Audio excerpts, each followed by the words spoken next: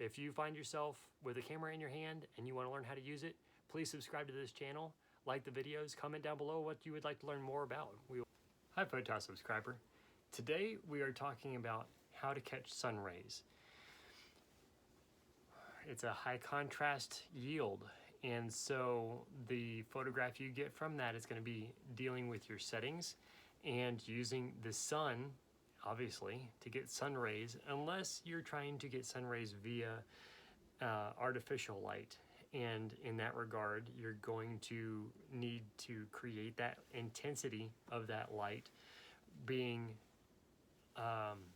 unmodified is the word. So you're not going to have anything on that light. You might have a grid spot, but it's going to be intense. Grid spot is just a narrowing of direct light.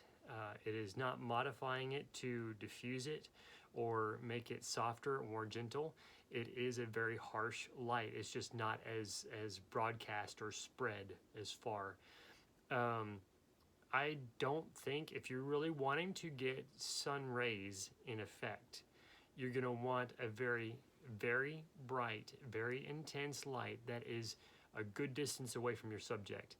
And you're going to want something that narrows those photons of light into smaller beams somewhere closer than halfway to your subject from your intense light. So all of that is very important when you're looking at how to set up the shot for sun rays. Now, if you are shooting direct light from the sun and you want to get the rays coming through a tree or through clouds, the important aspect there for getting those sun rays is having a dark background.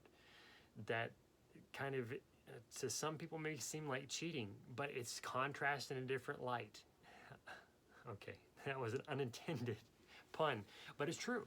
It's contrast in a different light because the very bright thing that you're looking to capture is set against something dark, and that is contrast. If you are wanting to get light rays against something that's more of a moderate background from that bright sun ray, it's a mid-gray or something along those lines, then you're going to be looking for something in the air to draw attention to the bands of that light ray, whether that be talcum powder, baby powder. That's been used before.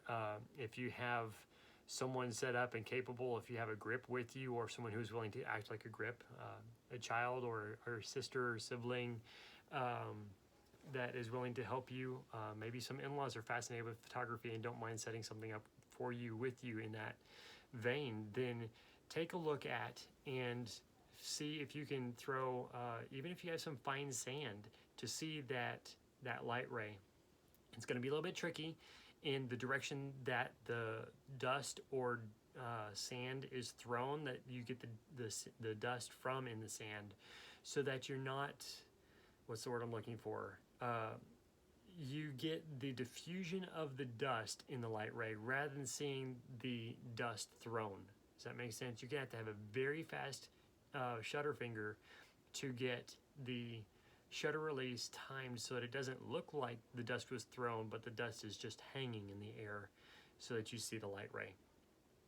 Another natural way of doing things is you can see the light rays coming from clouds as the cloud is shining through, with that dust interference as changing that dust to raindrops. Raindrops are very fascinating. If you can catch the raindrops that are lit against the dark background of the clouds, and you can use the rain to draw out the edges of your sun ray so that your photograph comes through with a light ray shaft of raindrops. Those are some ideas I have and some of the things that I've used. I went to a botanical garden in my area, traveled out there, and they had an enclosed tropical garden. The interesting thing is that they have an ecosystem that is very tightly maintained in that greenhouse where that tropical ecosystem is. And so even without the sprinklers on, this is what I noticed. I didn't verify with the docent or anything of the museum to verify, but I was watching to see when the sprinklers turned on and when they weren't on, and I was trying to catch moisture when the sprinkler system was not turned on. That provided a very interesting look and a study for me scientifically, not just artistically with photography, but scientifically, because I was noticing certain trees in the tropics weep. And so it looked like a localized rainstorm because there were different spots underneath those tropical plants that were wet, and the sprinkler systems were not on, and they had not been on for a while. In fact, as I had timed the cycle, it was about time for the sprinklers to come back on, and I noticed those spots were dry just a few minutes before during the same off cycle. So take notice of those things and time them and write these things down if you need to have record of them for yourself. But find some of these unique things that you might be able to travel to the tropics, but not physically in geography, but you can go to some greenhouse that has a greenhouse setup of tropical plants and creating that ecosystem within it so that you can see those rainstorms and take pictures of the sun rays with those isolated rainstorms within them. It's very fascinating and very intriguing. Thank you so much for watching. Please subscribe, like the videos. If this content has added value to your photography, we thank you so much for watching. Please comment down below. We appreciate y'all. God bless.